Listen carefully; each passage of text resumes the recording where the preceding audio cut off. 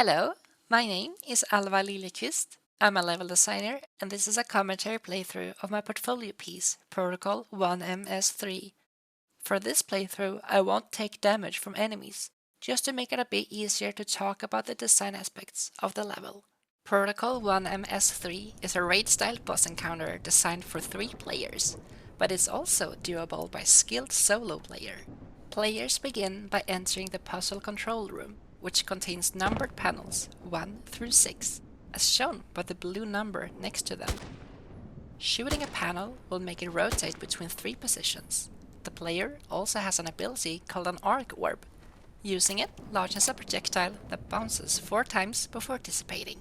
In order to start the encounter, players need to activate the system by turning a valve by the window. This activates the boss, 1M-S3, a spider mech. Players can see it crawling down the window before disappearing into a tunnel across the scrapyard arena, creating tension and suspense. This also triggers waves of enemies to start spawning, and so the encounter officially begins.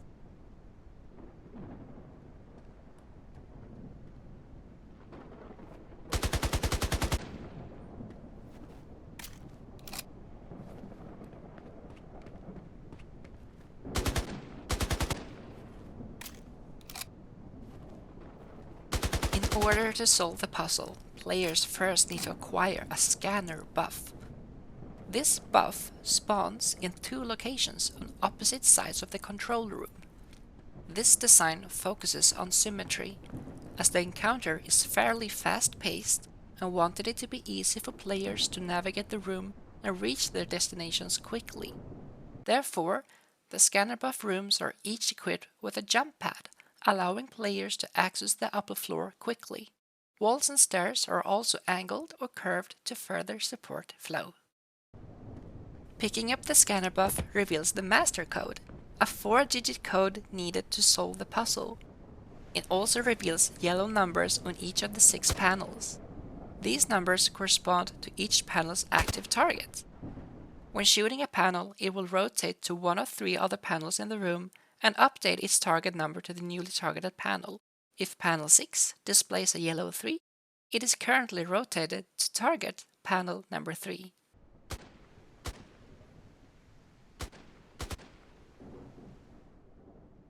Throwing the arc orb at a panel will cause it to submit the yellow number into the main console, then bounce toward the panel that corresponds to that number. Throwing the arc orb at panel 6, which is currently displaying a yellow 2, will input the number 2 and then bounce to panel 2. The arc orb will continue to bounce between panels, submitting numbers as it goes. If a submitted number matches the master code, it turns green on the main console. If it's incorrect, it turns red, signaling progression as players work towards solving the puzzle. The goal is to align the panels in such a way that the arc orb can submit 4 numbers in the exact sequence of the master code.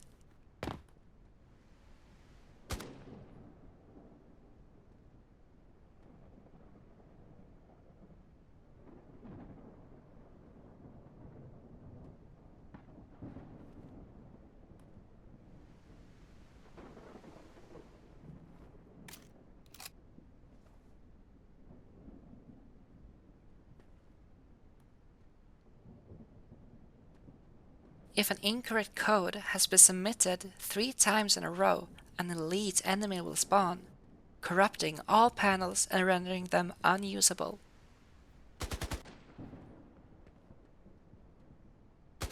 When the elite enemy is defeated, all panels become uncorrupted and a new master code is generated, resetting the puzzle.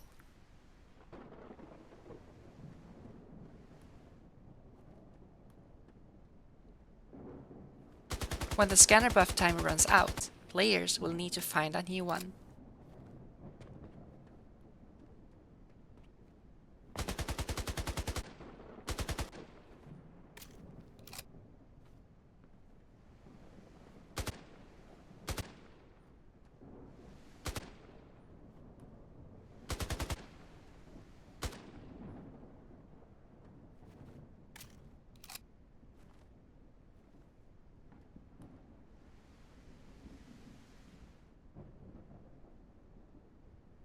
When players submit a correct code, the lights on the main console turn green, and the doors to the scrapyard arena open.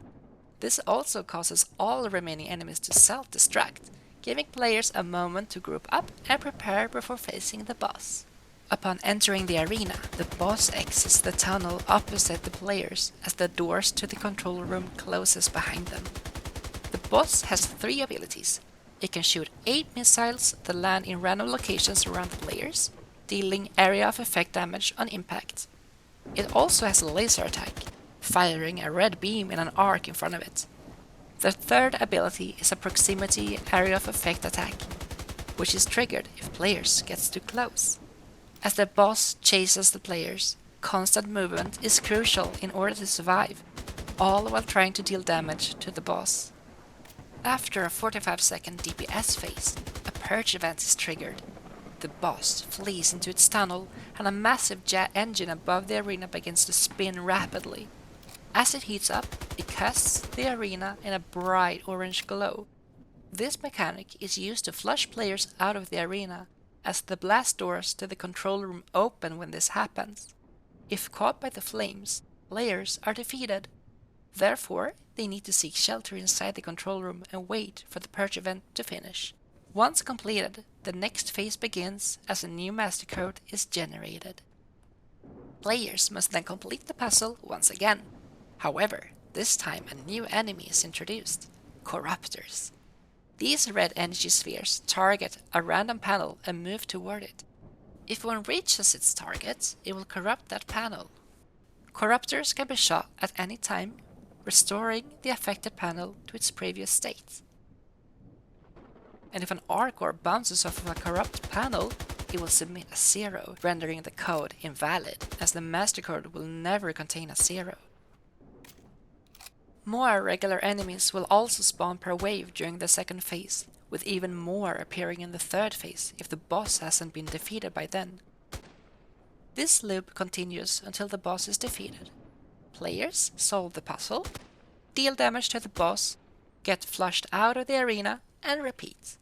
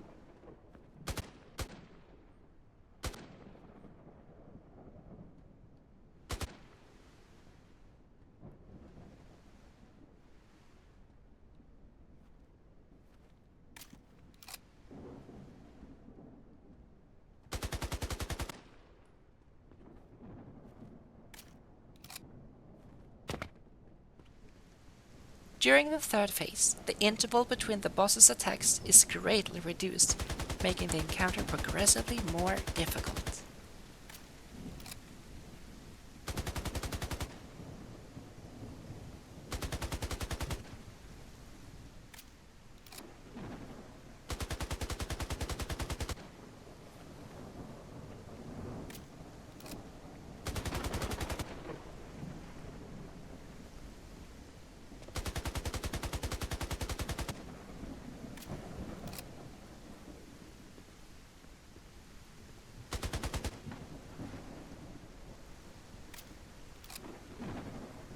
When the boss is defeated, the purge event is cancelled and one of the tunnels in the arena opens, allowing players to clear the encounter and progress.